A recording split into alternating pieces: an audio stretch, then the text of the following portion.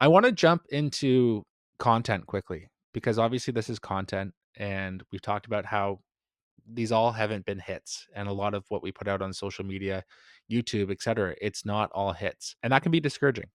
So I found a stat today released by Noah Kagan. He's a beauty. He's an author, right? He's an author, serial entrepreneur. He started AppSumo. He was like one of the Oh, early that's right. employees at Facebook. He's basically an early investor in a lot of the Silicon Valley startups. Millionaire Weekend guy? The Millionaire Weekend guy. Yeah. Yeah, Yeah. okay. So he shared Justin Bieber, 285 songs released, 85 of them were hits. So that's a 30% rate.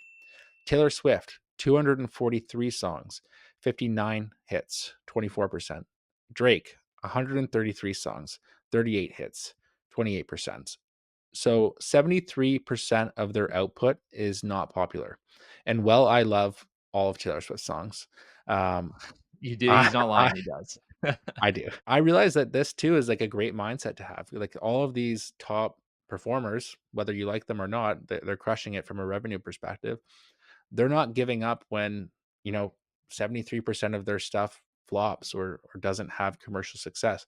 They keep creating content. And a lot of us put out one podcast, one YouTube video, one thing on social media, or we get started for a week at a time, that kind of thing. And then we fall off and we're just like, we weren't getting any traction. Or you do 100 realtor meetings and you're like, I only got 20 realtor partners out of that. That's a fantastic conversion rate. And so a lot of what I'm just trying to say here is don't get discouraged and beat yourself up if you're not getting these outsized returns on your efforts. You don't know what's moving in the background and the things you can't see and when that hit is going to pop out. So you just have to keep creating content and keep rolling forward with forging ahead with new relationships and just keep pouring into your business. Yeah, a couple things on that. So, I love that stat. That's pretty cool. And to add to that, like, so let's just use Bieber as an example. I think he was 30%, you said?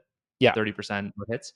So that other 70%, those songs can speak most to his listeners versus those 30% hits. And I think that applies to us in our business. Like we might have a video that goes viral, but it's like surface level stuff that really doesn't hit deep with people and doesn't have them come out and reach out to us for a mortgage.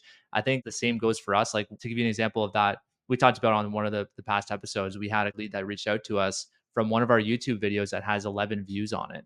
And that is by no means a hit, like 11 fucking views. And this lady reached out to us. It's now a live deal set to close. And it was a small mortgage. Like we'll probably get 2 or 3K off it. But besides the point, that's from an 11 view video. And I think that you should look at that with your social media. If you're getting 100, 200 views, whatever the case is, all it takes is that one person.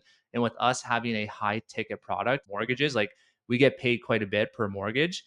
I think it's worth it. Just stick to it. I think that's a really good stat to put things into perspective. And I've definitely had highs and lows. Like we've had kind of a low period over the last month with our content on the mortgage side of things, with the amount of views we're getting, the amount of traction we're getting. It just kind of like fell flat for the last month. And it's pretty disappointing. But like we know YouTube takes time. So we're just going to keep putting in the reps. And I know a year from now, we'll at least be much further ahead than where we're at right now. I like how you reframe that from like the 30% hits or whatever, and you looked at the other 70% because that's a really great point that those are the people that buy the swag at the concert. Those are the people that buy the concert Yeah. tickets, buy the 7 released vinyl versions of They're the the true album. fans. The true fans, the diehard fans. And Yeah. that's the one that in our business, those are the fans that will send their family member to you. They'll do the renewal with you. So we do have outsized returns on the results we get. You don't need to have a 30% success rate. I think even if you're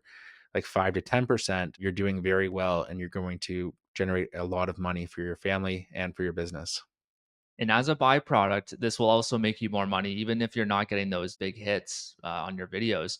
Your clients are watching, whether you know it or not. Like I'd say over the past couple of weeks, I've had maybe 2 or 3 clients mention our podcast. I don't even know if I mentioned this to you, Brandon, but they wanted to talk about some of the strategies we were already talking about in the podcast. I'm like, oh, you're a listener? Like, yeah, yeah, we've listened to like all the episodes. I thought that was pretty cool because that's going to definitely be more stickier for that client. So the more clients that listen to your content, watch your content, consume what you're putting out there, the stickier it is, and the more files you're going to close and less files lost.